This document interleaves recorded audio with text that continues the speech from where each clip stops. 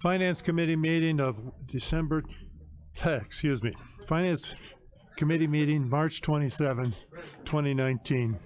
I'll come to order. Could we have a roll call, please? Mr. Lear? Mr. Legesse? Mr. Washington? Present. Mr. Olthoff? Mr. Hess? Present. Mr. Byrne? Present. Ms. Weber? Present. Mr. Payton? Present. Ms. Parker? Present.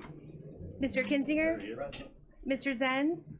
Ms. Haas? Present. Mr. Swanson? Ms. Zucolo? Present. Mr. Dunnell? Mr. Wheeler? Mr. Seroy? Present. We have a quorum. I have no request for public comment. Is there any interest in public comment? Seeing none, we'll move to presentations. Mr. Lynch from our healthcare benefit update, please.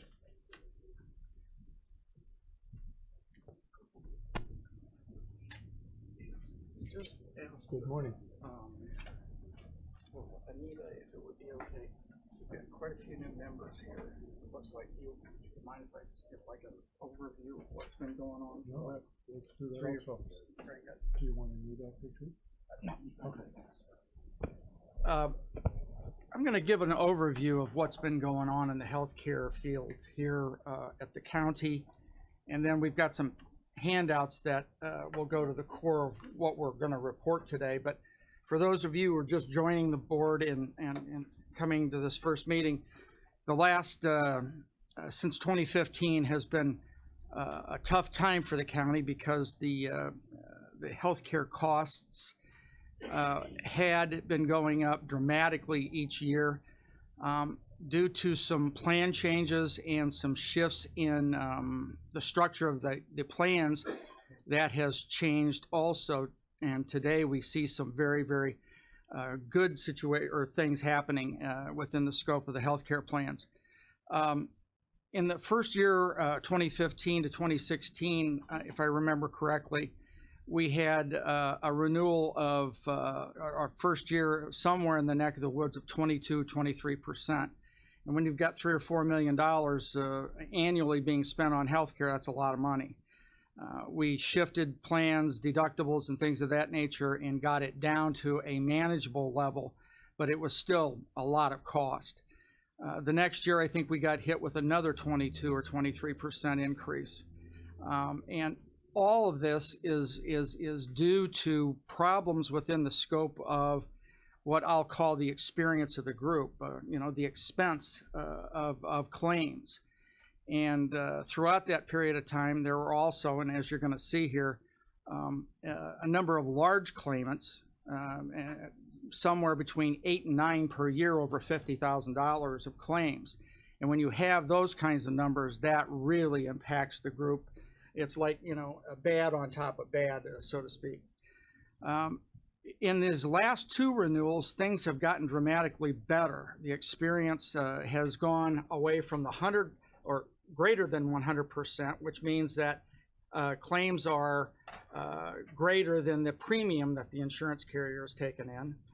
And now we're down into the last 2 renewals. I believe last year's was 1.5%. That is due primarily, I think, because we have laid out offerings to the employees. There are 4 alternatives out there. There are 2 HSA plans, one with a $2,700 deductible, one HSA with a $5,000 deductible, and we've got a PPO, or traditional PPO plan, and then we have what is called the Navigate HMO. And I was checking with Anita yesterday, and right now the Navigate HMO is the favorite plan of the selection. There's about 174 people out of 389 bodies, and so that has become the most popular plan. And that background dovetails with what you're going to see in these reports, because as the population grew in the Navigate HMO, the experience started to come down. And that is traditionally it's said to be one of the highly managed care plans, and it truly is. And what it really is that, you know, your primary care doctor is the person in charge, along with yourself, of, you know, where you're going from that visit. They're going to point you to a specialist, but only by a referral. And the unique thing about this HMO versus a lot of other ones is that the network is very large, statewide, and you can go to any specialist that's in the network, so it's not just in a physician's group. So it's a very unique and, I think, well-managed plan. So having said that, in your packet, you're going to see some sheets that look like this. And the first one page that I'm going to focus on is called the Executive Affordability Scorecard. It says up in the left-hand corner, demographics, cost sharing, and high-cost claimants. And I won't spend a lot of time on each of these items, but you'll see up at top in the first blue box, it just talks about the demographic summary. We don't have it in color. Okay, I'm sorry. Up in the corner, it'll say demographic summary in the corner, and it should say page 3 down in the left-hand corner. Forgive me, I forgot it was black and white. In any regard, the number of subscribers there has stayed pretty constant. The membership, that's the total number of bodies in the plan, that's pretty constant. Unique claimants, that's something, just, I don't know why they call it unique, it's anybody that's had a claim. And that's a constant.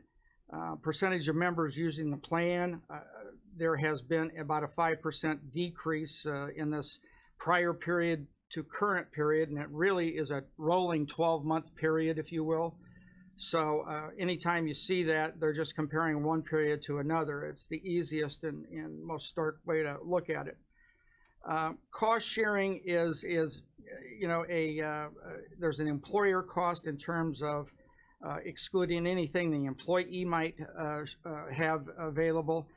Both cases, employer and employee, that's been, you know, it's down 19% and 16%. And then if you drop down to that last box, high cost claimants, there you'll see the number of claimants, prior period 7 and current period 3. And what we're talking about here is people that have claims greater than $50,000. And prior to that 7 number, it had been as high as 9 at one point. So you can see that, you know, there's not a lot of control there. If somebody's going to have a high cost claim, it's going to happen. But we've gotten lucky along with having done the right things, I think, organizationally and directionally. Below that, you're going to see net paid per member per month. The prior period was at 99.76, and here we've got a drop of 65% in this current period. Total net paid, again, a 22% drop there.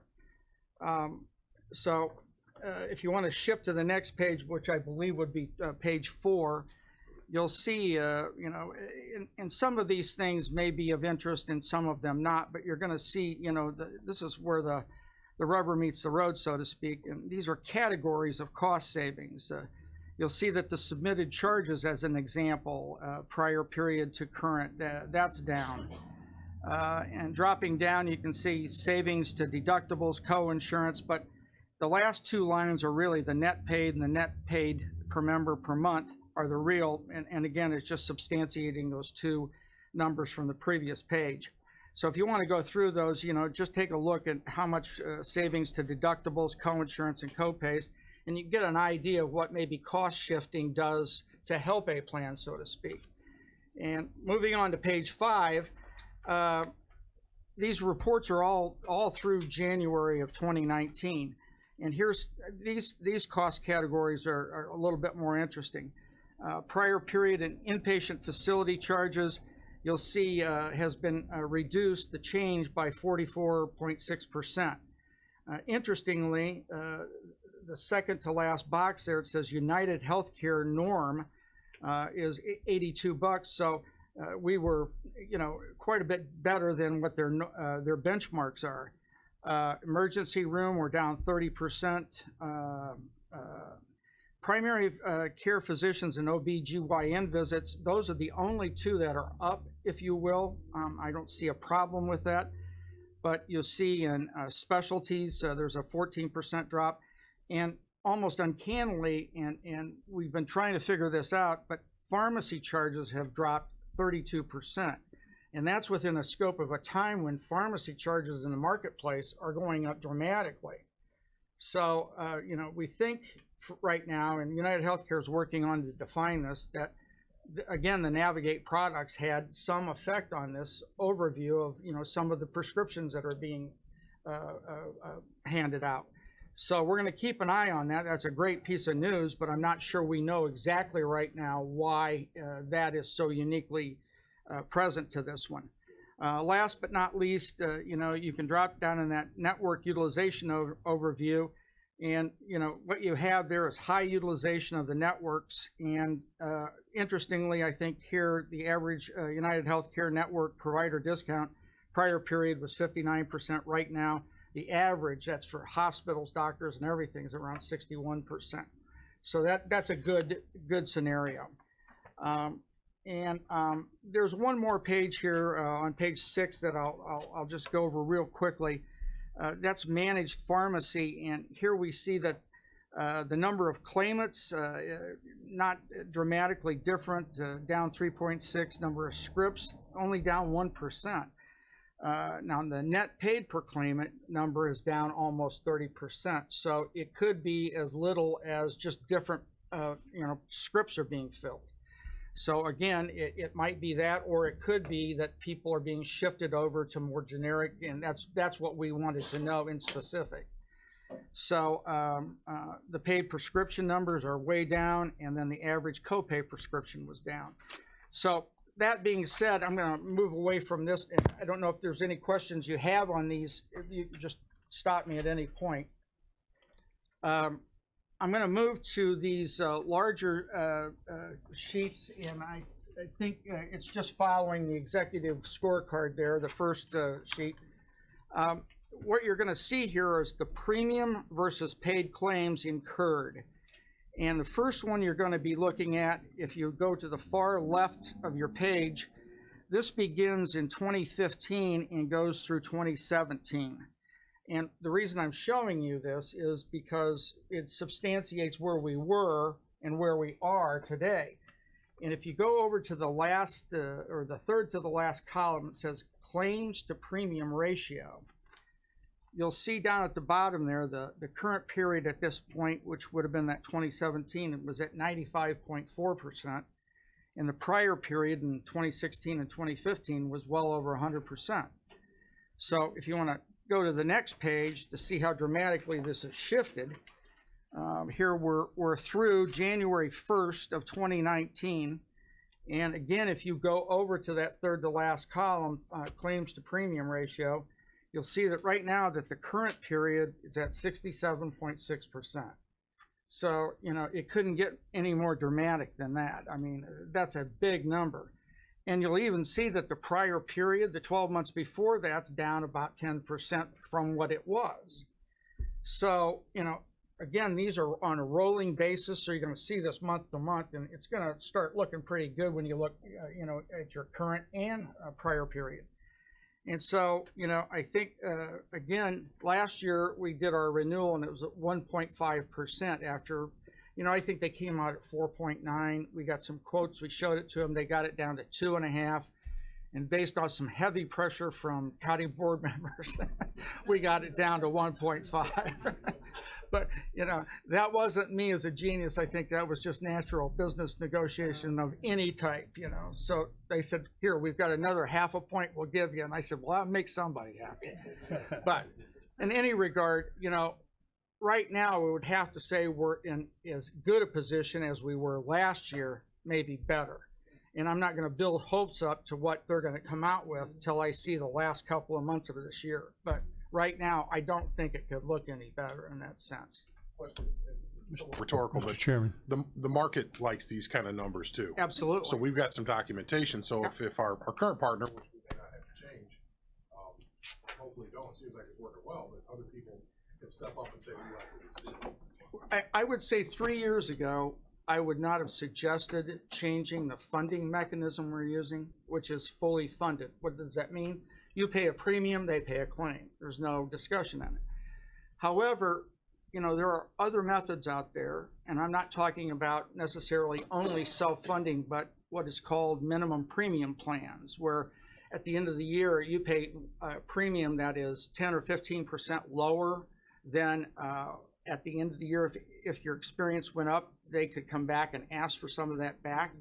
So retrospective premium arrangements. So we're going to look at all those things to see if they make any sense. Now is the best time to look at that because the health portion of the plan has cleaned up. It doesn't necessarily mean that's the right thing to do right now, but we'll take a look at that and see what, and we'll take a look at, you know, there are 3 or 4 other carriers out there that would have an interest in this, I think, too. So it's the best time to do a lot of this kind of stuff. Okay, thank you. Are there other questions? Very good, thank you. I think that's it in general, unless you've got other questions. Over the next few months, we're going to have more of these style reports and keep a close eye on it. And then as we get to August, which is the time period we start to get the renewals in, we'll be sending all that stuff back out, and hopefully we can get to work on that, you know, in September. But we'll be talking about some of these concepts, I think, earlier than that, possibly July, August.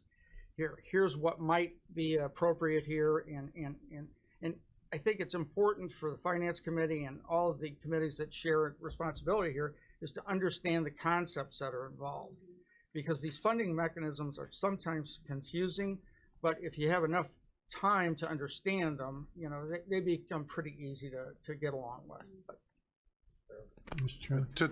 To that point, thank you. We should probably start on that education process as soon as possible, because if we're looking at approving a pitch, if you will, from whoever or whatever that ends up being, that would be it would really have to be at the October full board meeting. And so because then we have to, you know, do our budget in November, and to be adopted in November. So we would have to have those numbers for our budget. You agree, Mr. Chairman? Yes. Okay, so we would really need to button all this up, which puts it at the September finance meeting is when we would be solidifying whatever we're doing. you know, we can start as early as July, I think, then, you know, talking about these concepts to see, you know, which direction you want to go. If there are no other questions, thank you Thank you. very much. Appreciate that presentation. And we'll move on to the approval of the minutes. You have the minutes of February 27th been distributed. Mr. Byrne, motion to approve. Ms. Parker, seconds. Any questions? Hearing no questions or discussion, all in favor of approving the minutes, say aye. Aye. Opposed, nay. Motion carries. We'll move to the treasurer's report. Mr. Africano, could we have a motion on the floor to combine and approve? Mr. Swanson, Mr. Payton seconds. Discussion, and what have you got for us? Thanks, Mr. Chairman. I just have a couple notes for today. Just want to let everybody know that the tax dates have been set. First installment due date will be June 13th. Second installment due date will be September 5th. We're preparing, doing all the work right now for the bills. We continue to speak at different groups across the county to publicize the tax payment program. We're very happy with the amount of people that have signed up. And last but not least, I am finally going to be trained as a treasurer by the state of Illinois. April 10th and 11th, the wonderful Susanna Mendoza's office will be training me in Springfield. So I'm looking forward to learning how to do the job. And just to mention, Mr. Kinzinger and I are going to meet afterwards, and I welcome anybody else who would like to meet to talk about some things that they'd like to see additionally in the treasurer's report. He had spoken about some things. I mean, there are some things that need to be in there by ordinance, which we do now, but certainly if I can provide more information that's helpful. I have no problem doing that. And I just remembered as I'm looking, I want to say that the healthcare program, Mike Lynch has been very helpful to me. I have a daughter who's has a chronic illness, and the insurance has been just awesome. And I'm not getting my eye fixed because Andy said that I need to save some money on the other side for healthcare. So that's why the rates are so low. I'm blind out of one eye, but I'm doing it for the county. That's absolutely a joke. Mr. Questions? Chairman, Thank you, Mr. Chairman. A team player. Thank you for that. Yeah. And so when we make motions, we can't say aye, correct? Is that? We say, No, I just wanted to mention, and I was talking to the treasurer outside, and we can do the early disbursements of taxes as soon as the new tax bills go out. And I was very odd, and we kind of chuckled. I told him to keep his money. We Yeah. don't need it right now. yeah, And we haven't had to say that in a long time. yeah. So we'll wait as long as we can to get that disbursement. And it feels good to hear that. And say Yeah, it. we have over $1 million we've collected already through early taxes. Yeah, he I used to be hovering outside he his door. basically brushed me off. Kira, questions on either the report or, yes, Ms. Weber. Just so on community service, we talked about correct addresses on tax bills and the cooperation among our departments to do that. So yet, the cost of getting a tax bill back from wrong address is expensive. You have to pay to get it Very back much. again. very much. And I wondered, just a little short, how do you get those finally delivered? How can you finally get most of them delivered? To the ones that are returned, Mm-hmm. no. But when the bills go out, and I have a vague idea of how it was done before I got here when they did it in-house. But when it goes to a mail shop now, it's all run through like NCOA, National Change of Address, and they scrub things for proper formatting as best they can. Of course, it's up to our residents to change their address if they move. And it's also up to them that if they didn't change their address to ask us if we have a bill for them, which we keep all the bills, right? So if you ever come by our office, you'll see a table with all the return bills and they're alphabetized so that if you didn't get your bill, you can call in and say, yes, we have it here. Come in and pick it up. But we don't resend those. But you mentioned something, and it's not exactly what you talked about, but I wanted to address it. Last year, I made a mistake on the tax bills. There was a legal description as opposed to a property address, which for normal, everyday run-of-the-mill bills, it's not a problem. But for people with multiple parcels, it's a huge problem because they don't know they don't know the parcel by its legal description. That'll be fixed this year. I think that's probably it. We've been able, it looks like, to negotiate. I don't know if anybody, everybody knows probably that postage went up to 50 cents, which, is when you look at it in terms of percentage, it's a large percentage increase. But we were able to negotiate and do some things to the bill. Looks like we're going to get our postage at about 39.6 cents a piece for postage, so we're pretty happy about that.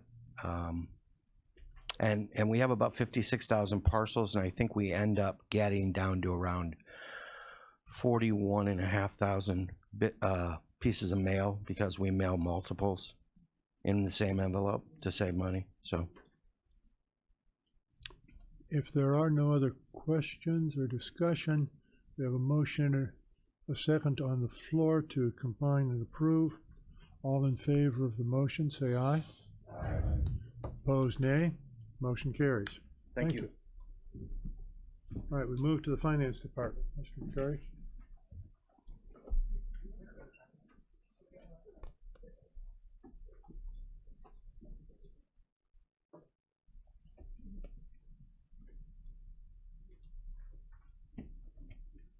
Good morning.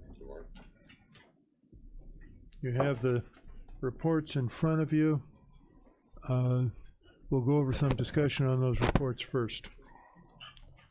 Good morning. While we're fairly close to the health insurance discussion, I couldn't help but connect in my mind as one of, I'm sure, many variables that go into this, that our ratio or the trend of this is flowing similar to our financials. And, you know, that is very interesting to keep in mind.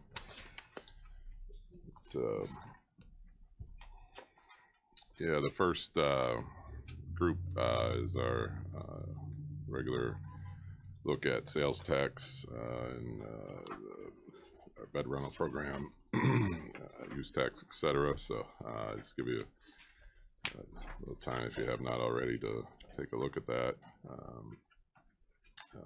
We'll note on use tax, it's the first distribution that has been 6 figures for us. So with the change in the online collection of activity going on, we'll see how that trend, you know, continues. That'll be something of a new trend that we'll have to keep an eye on and get used to. But unfortunately, as one goes up, replacement tax is still showing struggles. We had communication, you know, along those lines. So again, we're watching that as well. So just a few highlights on those normal reports. Any questions in terms of the miscellaneous reports? See no questions, I'll ask that we go into the cash flow, please. All right. Yeah, we updated the cash flow report. We are almost caught up with the back billing with the inmate program. We basically, under normal conditions, you know, we billed for February, and the only real outstanding at this point would be the DHS ICE. They still owe us for January. So at this point, I would say they're the only agency that is not fully caught up. So we'll see, you know, how long that takes for them to get back up to speed. But with the shutdown, but as the communication goes, you know, at this point, as Nick has brought up, we do have in May, if you look at May of 19, estimated a $2 million property tax distribution that we had calculated as estimated, that we still may need, you know, as we get through May. April will be the tightest with the 3 payrolls in March, you know, with the flow that we have going. So so we'll still communicate with Nick. We put that in May because that's usually the month time frame when the tax bills get produced. So we look at that for May period. So any other updates? I just realized the heading got dropped off. I'll have to put that back in. The accounts payable at the bottom, which the heading I gotta add to back to the report. For some reason that got dropped off. Went up a little bit through the time frame that we did have to hold some back with the Fed closing, but when I was working on this Monday, our current counts payable we were at 93,000 in the system. So we're within 30 to 45 days on accounts payable at this point. So we're pretty well caught back up, and I believe we'll be able to stay in that window going forward. So I believe all of our vendors are happy at this point. A lot less calls and activity along those lines when we're caught up. Other questions on cash flow? Mr. Kissinger. Yeah, thank you, Mr. Chairman. I'm looking at February 18, looks like we borrowed money, and looked at the accounts payable in February of 18 and then checked with February of 19. Everything seems to be about the same. Would you say that the significant savings is out of the county and that the only way of improving our situation is through additional income? It looks very similar, 18 compared to 19, and that's why I was asking. You know, this is a snapshot as of the last day of the month, but you know, as you can see, if you look at March 18, April 18, you know, where AP grew, we're in much better shape on that regard. The snapshot, as I said, I believe February grew because we actually did have to slow some down because of the federal government shutdown Maybe in that's- that situation. Understand. So that snapshot is, you know, I mean, is no longer there, and you know, that's why I gave you what the current number was. So I think it was just a situational. We are in much better shape than we were a year ago in that regard. Other questions? Hearing no others, let's go ahead and move to the fiscal year 18 general fund contingency budget adjustment.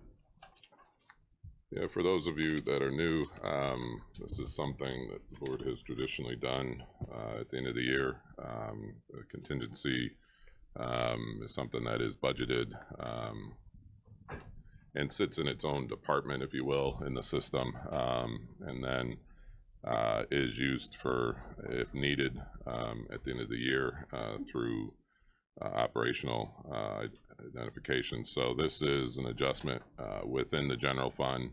Doesn't change the totals in any way. It's more of an internal adjustment from contingency out to the listed departments and the dollar amounts. And then this will go into, if you want to do this, this will go into our final report, our final CAFR report for the year end. So this is one of our final things for FY18 at this point. So if there's any questions. Mr. Kissinger? Thank you, Mr. Chairman. I'm not an accountant, but in looking at contingency adjustment, I would assume that all those numbers in that column would equal 0 if I added them. I didn't do that. Yeah, it was on a spreadsheet. I double checked, but I Okay, just didn't thank you. show you that. Yeah. Other questions? Could we have a motion to approve this? Mr. Washington first, Mr. Kissinger seconds. This need to be a roll call vote, I think. Sure. A roll call vote, please. Mr. Lear? Aye. Mr. Washington? Aye. Mr. Hess? Aye. Mr. Byrne? Aye. Ms. Weber? Aye. Mr. Payton? Aye. Ms. Parker? Aye. Mr. Kinzinger? Aye. Ms. Haas? Aye. Mr. Swanson? Aye. Ms. Zucolo? Aye. Mr. Dennell? Aye. Mr. Wheeler? Aye. Motion carries. All right, we have one claim under recommended not approved for approval. Yeah, this was handed to me after the department head meeting by the sheriff and recommended by the sheriff and the chairman to put on for the committee's review. So I don't know if the sheriff wants to explain or if there's any questions on this, what the situation is. You've seen the information. What comments do you have? Do you want something, hear something in terms, Mr. Kissinger? Yeah, I've looked at the claim report. I've also looked at what I consider fair questions.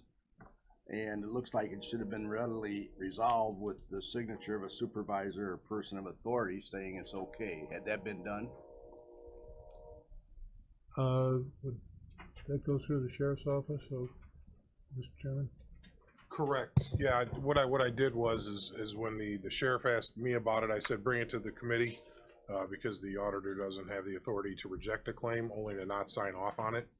And if this was not easily resolved in that situation, it comes to the committee, and then basically all we need the sheriff to tell us to do is pay the bill.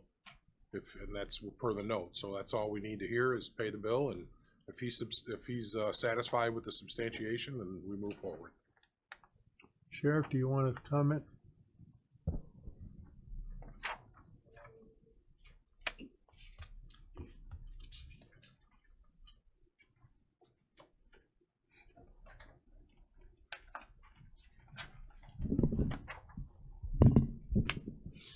I would just recommend you pay the bill.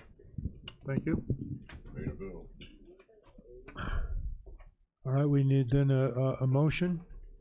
To Mr. Swanson, Ms. Parker seconds. Any further discussion? We'll need a roll call on that, please. Or can it be? Just know for the record that, all these bills are within the per diem limits, and, I'm sorry, could you, just know for the record that the amounts are within per diem limits, and that, there appears to be no impropriety whatsoever with any of this, and even though the date on the flyer is missing, it's easily obtainable online, so. thank you. All right, roll call, please. Mr. Lear? Aye. Mr. Washington? Aye. Mr. Hess? Mr. Byrne? Aye. Ms. Weber? Mr. Payton? Ms. Parker? Mr. Kinzinger? Ms. Haas? Mr. Swanson? Ms. Zucolo? Mr. Dennell? Mr. Wheeler? Aye. Motion carries. Okay, And If just, there's no- yeah. yeah, just a short update if I can. Just an update on our current projects. The audit is in full swing and we're working on our year-end CAFR report. Also working on when the general fund will be back in the black here in FY 2019. And also we have a rate change coming with IMRF, and we're working on that information as well to submit to the committee and communicate. So so that's just an update on what we're working on. If there's any other questions or not. Mr. Chairman. Just so you know, that rate change is not favorable, as if they ever are. But it's a real concern with a lot of counties out there. Ours is smaller, so we don't have as much impact, but still the percentage could be substantial for what happens to our pension fund. So we'll figure out what that means and bring it back. And then for communication later in the meeting, we also included a communication summary that I had with Julie Boudreau with the Animal Control, and just to update the committee on the financial information, so we can discuss that later if need be. But that it was there for FYI for the committee's information. So that's all that I had. If there's nothing more, thank you, Mr. McCarty, we'll move on. The Sheriff's Department?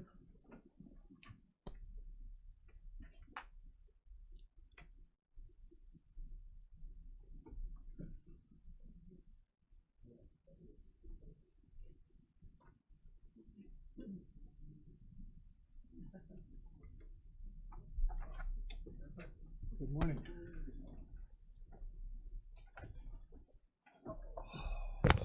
Good morning.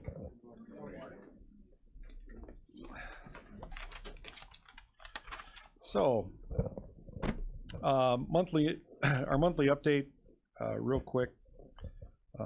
As you can see, and actually the numbers that the finance director just gave you match ours, which is certainly a plus.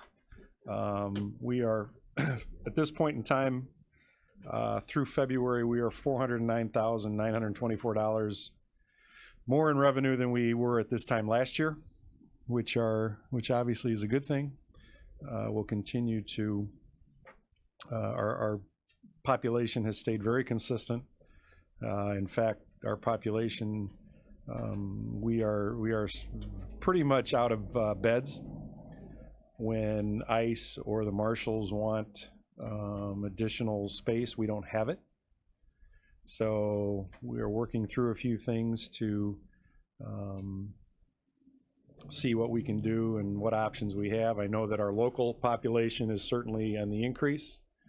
And as I've said 100 times before, that's who we're responsible for locally. So that is our first priority, and then the housing of the out-of-counties are come after that. So that money probably will level off as we move forward, only because we only have so many beds. So we're not going to continue to see the increase in dollars from housing. Our transports remain consistent. And one of the issues that I know I brought before this committee, as well as the Criminal Justice Committee before, has been our vehicles, on our correction side. And one positive that we have right now that will at least alleviate a little bit is that our local Metro, who I'm sure you've seen if you read the local paper, I believe they bought some new buses through some grants in that. And some of their buses that they are no longer using are still very doable. And they have already, their board has done an asset transfer for us to have 2 buses. That will help. These certainly aren't brand new buses, but we will fabricate them to make them secure for our use.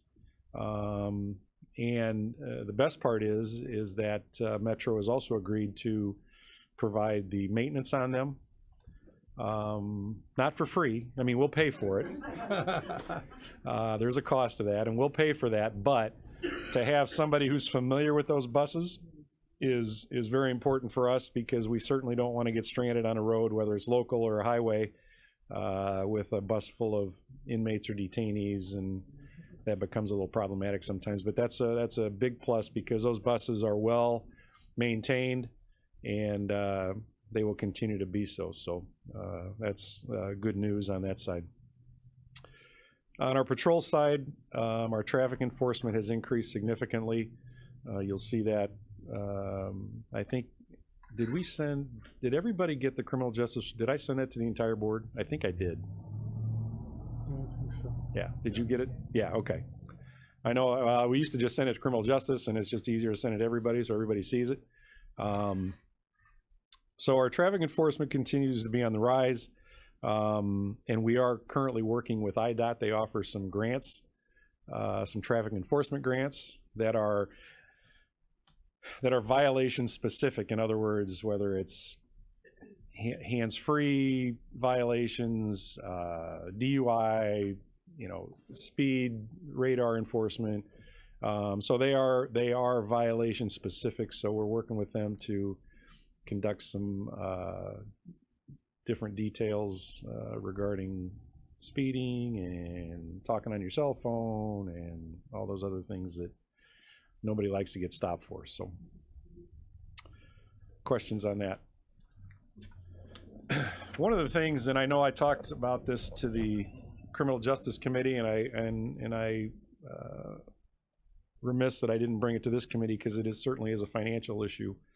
Back in May of 2018, we hired an employee in our medical department who knows, and I know Mike Lynch has left, but she is a whiz with medical bills.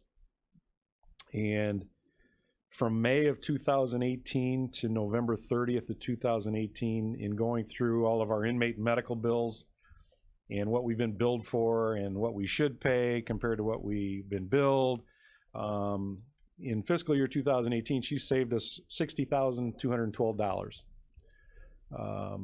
which, as you know, with a group that we have of averaging about 675 to 700, that's significant, because not only does she save the money for us, she also saves it for the feds and ICE.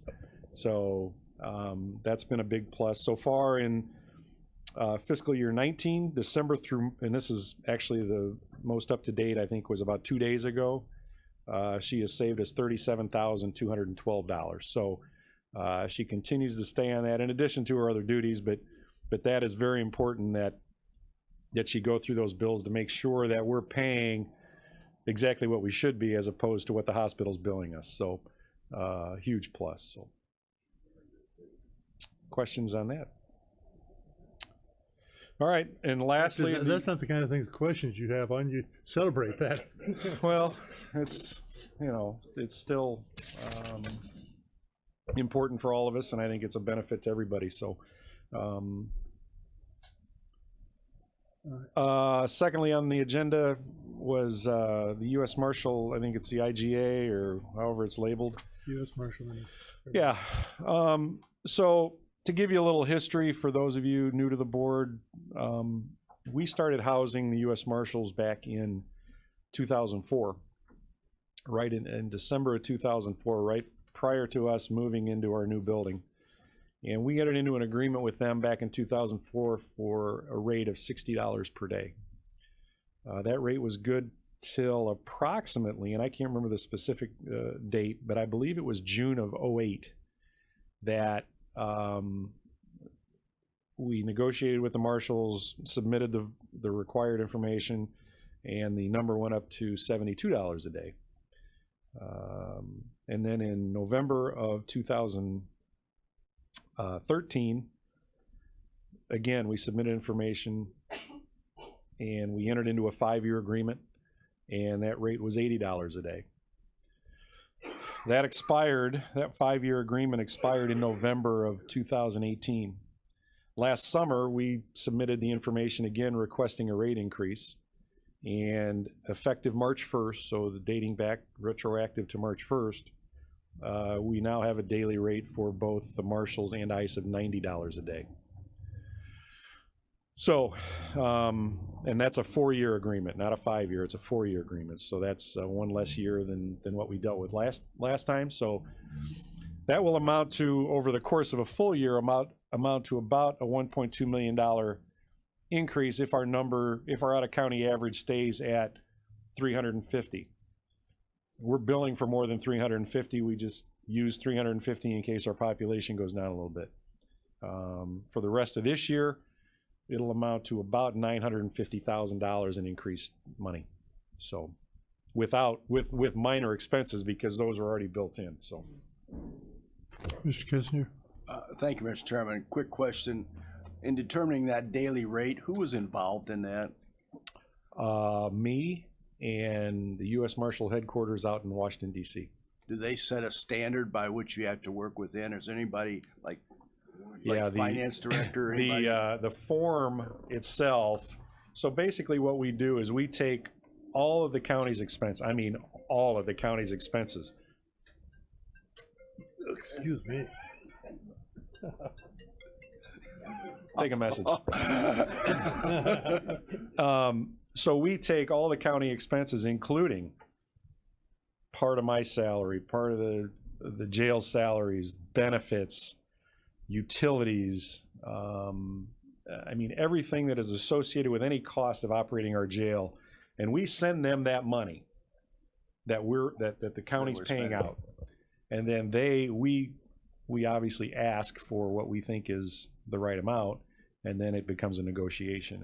And does that have like a 2% wage increase or 2% increase per year? It does not. Fixed? So it's over the 4-year period. It stays constant. It does not change. But that's all built in. That's all built in those expenses. Very yes. Yes. 11? Thank you, Mr. Chairman. Sir. And Sheriff, I'm admiring your tan from back here. Wow. I noticed your complexion is different than the rest of us in the room. I spent a little time in Biloxi, Mississippi. You look good. Question. I feel good. Really? I didn't mean to stop the room. How often can you ask for a raise? Is it yearly, or I know you're in a 4-year deal now, and it was a 5-year previous. So officially, you can request a rate increase every 3 years. Every 3, okay. Unless you enter into an agreement that is longer. Okay. The last agreement back in 2013, we went from 72 to 80 for 5 years. This is a little better deal because we went up $10 as opposed to $8 for 4 years instead of 5. Is that part of the negotiation, the length of the term? It is. Okay. Because I was going to ask, why would you go for over the 3 if you can? I actually requested initially, I gave them a couple options after they gave us their first response. Their first response was for $86 for a 3-year contract. And my response was 2 options, because options are always good. Yeah. And we'll let them pick. All right. 5 years at $95 or 4 years at $90. And they chose for $90. So okay. Obviously those things will move as we move. And that $90 is not out of the norm. Right. One of the things that we fight though with the feds, and I use that term, not fight, but we are actually in the Central District of Illinois in the federal system. So everything we do is out of Champaign, Urbana, Springfield, Peoria. We're the northernmost county. Chicago, Cook County, the collar counties, the cost of living with them is so our cost of living is closer to them than it is to Central Ford Illinois, yes. County, Clinton, where they house feds. So we have to remind them that you're not comparing central district numbers, you're comparing us to northern district numbers. Right. So that helps too. Well, thank you for your negotiations on this. Appreciate that. We need a motion on this to accept this update. Mr. Byrne, Mr. Payton seconds. Is there any further discussion on the motion to accept this update? Mr. Chairman. It's just the motion allows me to sign the agreement. All right, motion. That's what it does. Allow the chairman to sign the The agreement. rate Is that- agreement. Second? All right. We'll take a roll call vote on that, please. Mr. Lear? Aye. Mr. Washington? Aye. Mr. Hess? Aye. Mr. Byrne? Aye. Ms. Weber? Aye. Mr. Payton? Aye. Ms. Parker? Mr. Kinzinger? Aye. Ms. Haas? Mr. Swanson? Aye. Ms. DuColo? Mr. Dennell? Aye. Mr. Wheeler? Aye. Motion carries. Okay, thank you. Anything more? That's all I on got. that? If not, Thank you. thank you. We'll move on to the auditor's office. Mr. Lee?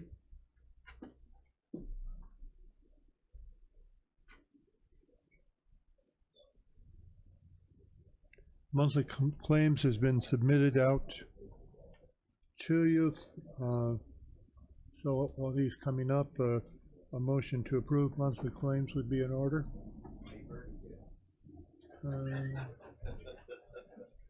Motion to accept monthly claims. Mr. Hess and Mr. Payton seconds. What do you have for us, Mr. Lee? All right, good morning, Mr. Chairman. Good morning, committee. Really nothing significant. I will send out a link. There are a couple of formatting errors that I discovered after the email was already sent, but the content is pretty much, it's all there, and you saw the list of transactions already. So, yeah, that's about all we have. Are there any questions for the auditor? Hearing no questions, the motion made and seconded, a voice vote is in order. All in favor say aye. Aye. Opposed, nay. Motion carries then. Thank you, Mr. Chairman. Thank you. Other business. Ms. Boudreaux. We have animal control fiscal year 19 budget request.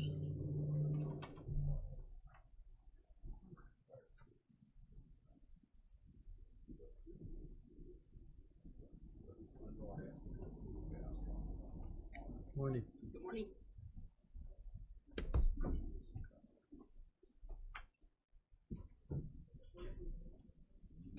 Good morning.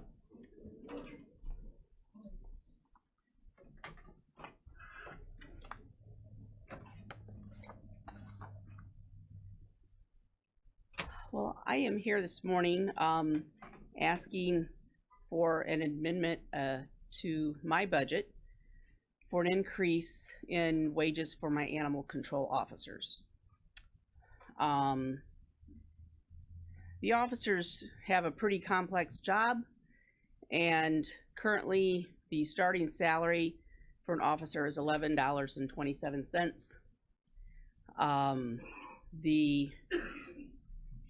When I've looked online at natural averages of this, they according to like payscale.com, cron.com, the hourly income for an animal control officer with cron.com is $15.61 per hour. The pay scale is $14.74 per hour. And I had sent an email out some time ago to colleagues around the county, other counties around the state of Illinois. Several of them had responded. Certainly this doesn't cover all 102 counties, but there are even some small counties down south that do not even have animal control, so they would not be able to respond. But in looking at that comparison, and I think you have that sheet in front of you, by far we're the lowest in those averages. While I can certainly recognize that we can't compare ourselves to Lake County, I think Tazewell County, maybe the city of Salem, Sangamon County, I did put some populations in there. They don't have that, so you might want to show the They specific. should, no? We didn't get a chance. Explain what those, the pay rate is that you're asking for. Okay, I had provided these documents, I thought that you guys had them.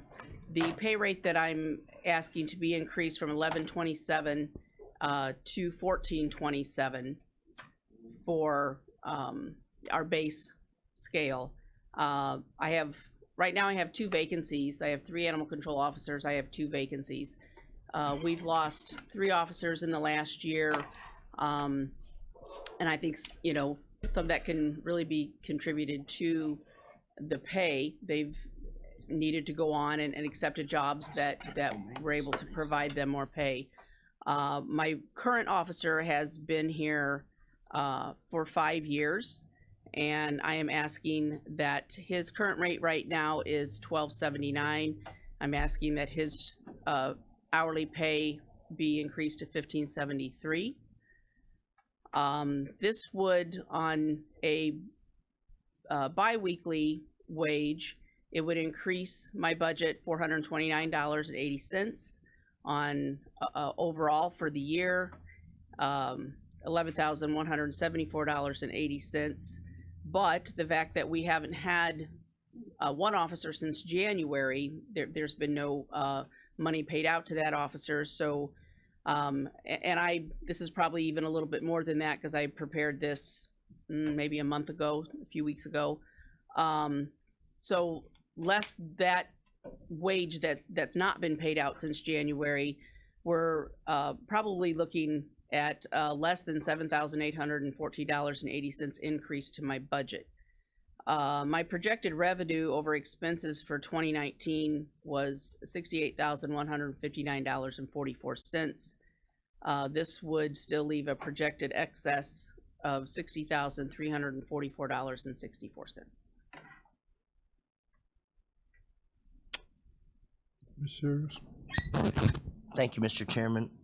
Ms. Boudreaux, how often or do any of your animal control employees receive overtime pay? Are they working more than 40 hours a week for night calls or anything like that? I mean, we rarely go over 40 once in a while, but we currently are only working a 35-hour week. Okay. So there's a 5-hour leeway that if there's on-call time, it's paid at a regular rate. There is a budget line or line in my budget that has excess money for overtime expenditures. Okay, thank you. Primarily for them. Mr. Kissinger? Are they paid 35 hours a week or 40 hours a week? 35, unless certainly they work more than 35 hours. With 5 hours of on-call, right? That's just if they are on call. They don't really get much of they don't get a stipend for being on call. It's if they get called out after hours, then they're paid for that time. They do get a minimum hour. Sometimes they can get called out and they get disregarded. We give them a minimum 1 hour, but other than that, it's really what they actually do, the time they get called out. So if they're either getting paid for 35 hours a week, or certainly if they're actually working more hours, they get paid for that.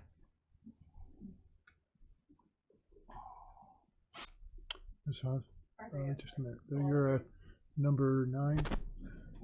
Okay. All of your employees then are exempt, or are they non-exempt? Hourly or non? Pardon? Hourly or salary? All of my employees are hourly. Only myself and my manager are salary. Mr. Kissinger? Have you discussed this with finance and with other individuals, or is this an idea that you have that you're presenting to the finance committee for the first time? I have discussed this with HR, had sent this up and talked with, discussed with Anita. I don't know that I've really talked specifically with the finance director about these pay increases. We've talked about other subjects with our budget in the building. And as I was told, this was put on the finance meeting today to talk to you folks. My personal opinion, and that's all I can express, is that a $3 wage increase is significant. However, the amount is not unreasonable. And to be caught flat-footed, not knowing what's happening, what's in the market, the problems that you're facing, and limited discussion with people who have to make the actual payment makes me somewhat hesitant and nervous. How would you answer that? You know, right now, I feel that our officers aren't probably getting compensated enough. I feel that my budget can support this. And you know, I'm really concerned as I have 2 open spots. We're looking for, you know, educated professional people to come in and do a job that, you know, these officers deal with a lot of different situations regarding animals. They can be dangerous. We deal with sometimes the same people that the law enforcement are dealing with.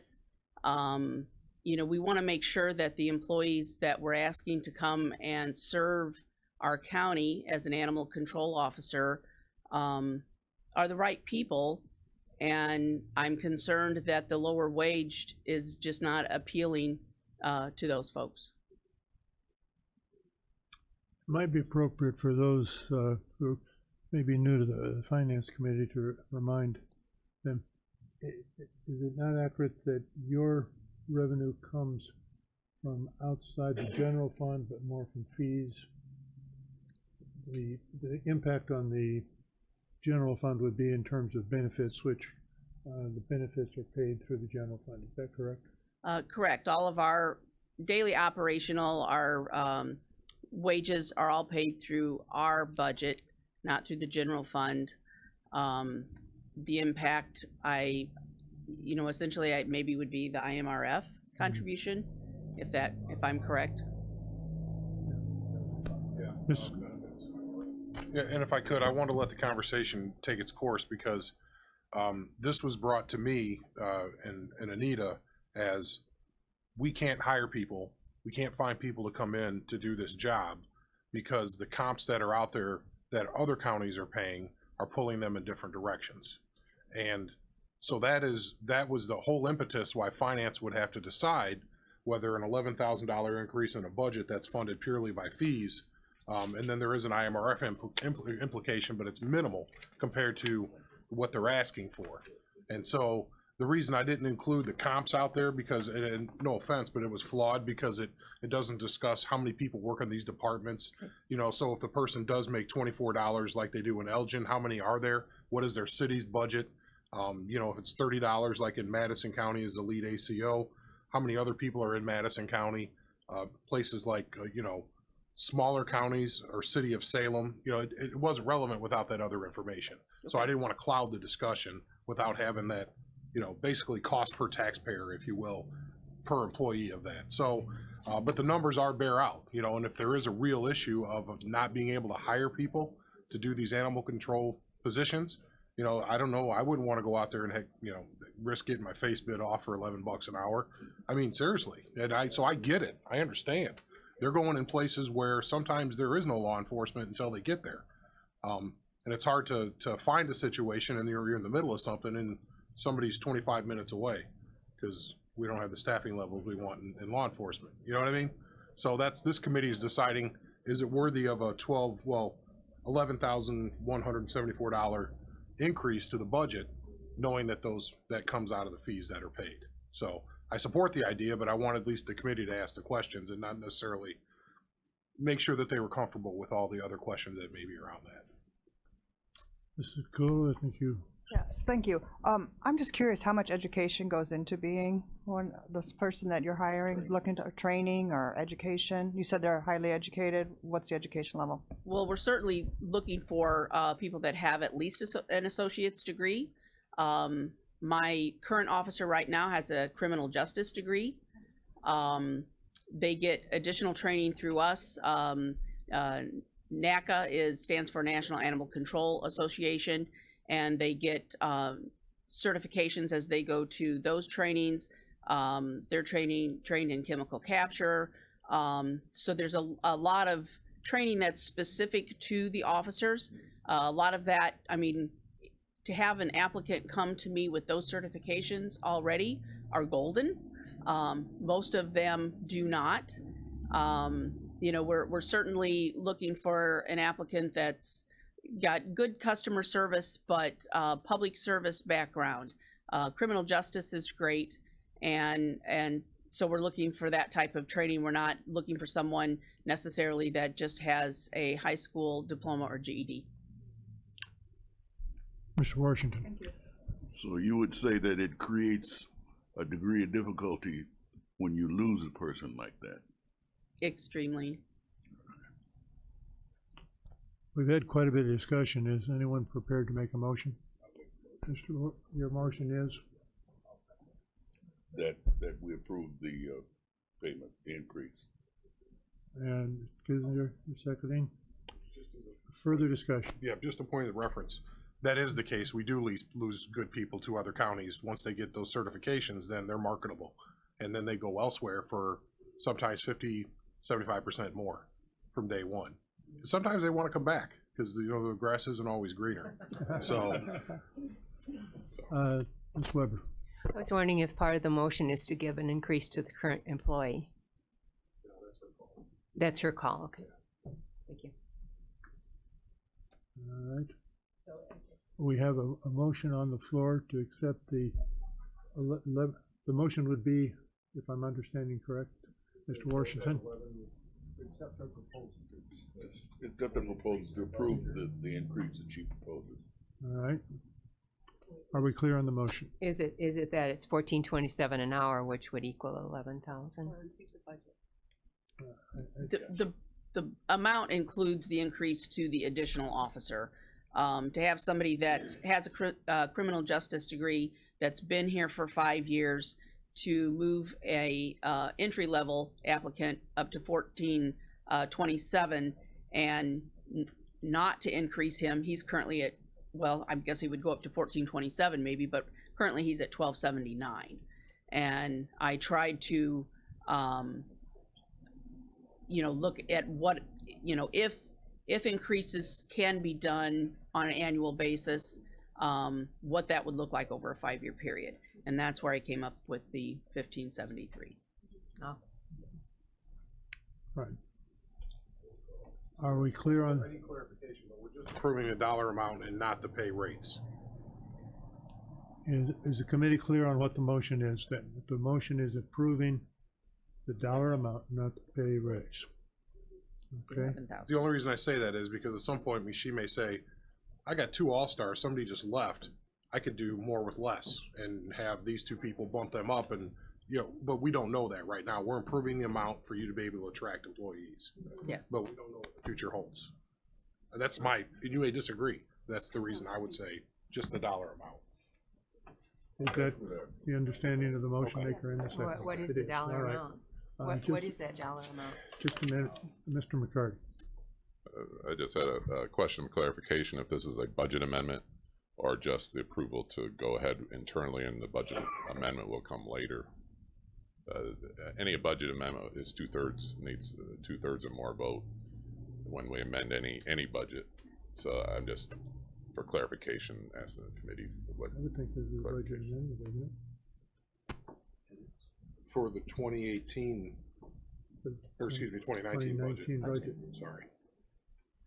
It is. I would rule Yeah. that it's a budget amendment, which would require a 2/3 vote. Right. Both here and at the full board. Yeah, both here in the full board.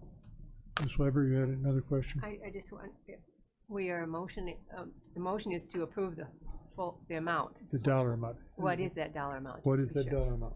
The dollar amount is $11,174.80, but it's probably not gonna impact quite that much because I haven't had the one officer since January. So that's money that has not been paid out. So it could be 7,800 based on what you said, but the dollar amount is 11,174. Yes. Okay, that's very clear. Thank you.